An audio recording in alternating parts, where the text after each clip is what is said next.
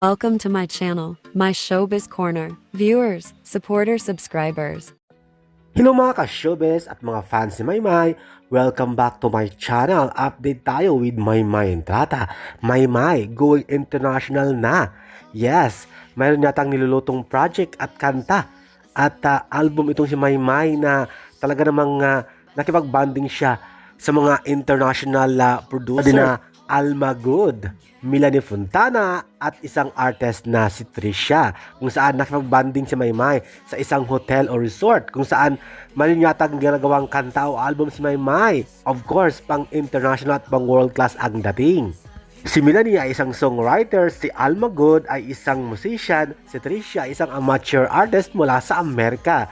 Magiging international music artist na kaya si Maymay at i-release kaya siya globally dahil nga ang kanyang mga producer ay mga international na, pang world class na ang dating. O di ba? Super exciting 'yan sa karera ni Maymay bilang isang singer. Super bonding ang apat kung saan may mga post at may story at nirepost din ng tatlong international producer ang post ni Maymay sa Instagram. Ngayon pa lang, congratulations Maymay at sana suportahan natin ang karera ni Maymay, pang international na talaga.